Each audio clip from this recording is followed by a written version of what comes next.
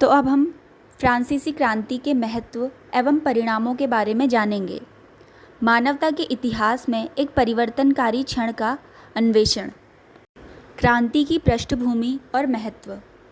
फ्रांसीसी क्रांति 1789 से 1799 ने न केवल फ्रांस बल्कि पूरे विश्व को बदल दिया। यह राजनीतिक और सामाजिक उथल-पुथल का दौर था, जिसने सदियों पुरानी राजशाही, सामंतवाद और अभिजात वर्ग के विशेषाधिकारों को समाप्त कर दिया। अब हम फ्रांसीसी क्रांति के महत्व को विस्तार से जानेंगे। स्वतंत्रता, समानता, बंधुत्व। दूसरा है जनता की शक्ति। तीसरा है विश्वव्यापी प्रभाव। तो समानता, स्वतंत्रता व बंधुत्व में क्रांति ने इन आदर्शों को जन्म दिया जो आधुनिक लोकतंत्रों की नींव बन गए। जनता की शक्ति। इसने दिखाया कि आम लोग अपनी नियति को बदल सकते हैं और अत्याचारी शासन का विरोध कर सकते हैं। तीसरा है विश्वव्यापी प्रभाव। इसके विचारों ने राष्ट्रवाद और उदारवाद को पूरे यूरोप और उससे आगे फैलाया। अब है राजशाही का अंत और गणराज्य की स्थापना। क्रांति ने लुई 16वें की निरंकुश राजशाही को समाप्त कर दिया। 1792 में फ्रांसीसी प्रथम गणराज्य की स्थापना हुई, जिसने जनता के शासन का मार्ग प्रशस्त किया। पहला है बास्तील का पतन 1789। दूसरा है मानवाधिकारों की घोषणा 1789। तीसरा है संविधान का निर्माण। अगला है आतंक का राज और नेपोलियन का उदय। पहला है आतंक का राज 1793 से 1794। क्रांति के दौरान राजनीतिक अस्थिरता ने मैक्सिमिलियन रॉबस्पियर के नेतृत्व में एक हिंसक दौर को जन्म दिया।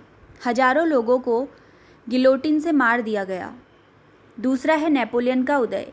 क्रांति के बाद की अराजकता ने नेपोलियन बोनापार्ट के लिए सत्ता में आने का मार्ग प्रशस्त किया, जिसने फ्रांस और यूरोप को फिर से आकार दिया। फ्रांस पर तात्कालिक प्रभाव। समाज में बदलाव। दूसरा है राजनीति में बदलाव। तो समाज में बदलाव के अंतर्गत पहला पॉइंट है सामंती व्यवस्था का उन्मूलन। दूसरा पॉइंट है अभिजात वर्ग के विशेषाधिकारों का अंत।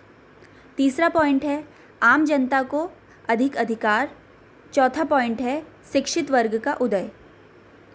फिर राजनीति में बदलाव। इसमें पहला पॉइंट है निरंकुश राजशाही का अंत। दूसरा पॉइंट है गणराज्य की स्थापना। तीसरा पॉइंट है धर्मनिरपेक्षता की शुरुआत। चौथा पॉइंट है नागरिकों के लिए कानून की समानता। फ्रांसीसी क्रांति का यूरोप पर क्या प्रभाव पड़ा? यूरोप पर दूरगामी प्रभाव। राष्ट्रवाद और उदारवाद का प्रसार। पहला है राष्ट्रवाद का उदय। क्रांति ने यूरोपीय देशों में राष्ट्रीय पहचान और एकता की भावना को मजबूत किया।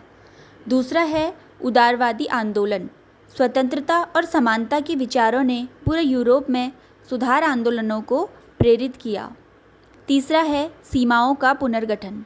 नेपोलियन के युद्धों ने यूरोपीय मानचित्र को बदल दिया और कई नए राज्यों का गठन हुआ। फ्रांसीसी क्रांति का विश्व पर प्रभाव। उपनिवेशों में मुक्ति संघर्ष। फ्रांसीसी क्रांति के स्वतंत्रता, समानता, बंधुत्व के विचार ने दुनिया भर के उपनिवेशों में स्वतंत्रता आंदोलनों को प्रेरित किया।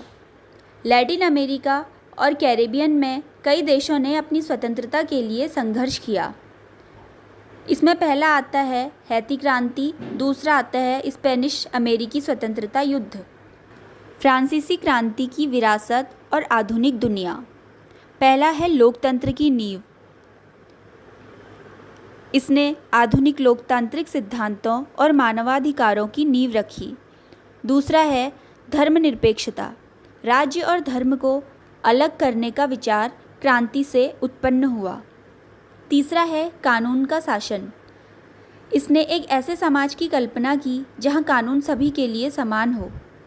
आज भी क्रांति के सिद्धांत दुनिया भर में राजनीतिक आंदोलनों को प्रभावित करते हैं। फ्रांसीसी क्रांति का मुख्य निष्कर्ष। पहला है, फ्रांसीसी क्रांति ने राजशाही को समाप्त कर गणराज्य की स्थापना की। दूसरा पॉइंट है, इसने समानता, स्वतंत्रता और बंधुत्व के सिद्धांतों को फैलाया। तीसरा है, इसने यूरोप में राष्ट्रवाद और उदारवाद को बढ़ावा दिया। चौथा है, इसने दुनिया भर के उपनिवेशों में मुक्ति संघर्षों को प्रेरित किया। पांचवा है, इसकी विरासत आज भी हमारे आधुनिक लोकतंत्रों और मानवाधिकारों को आकार देती है।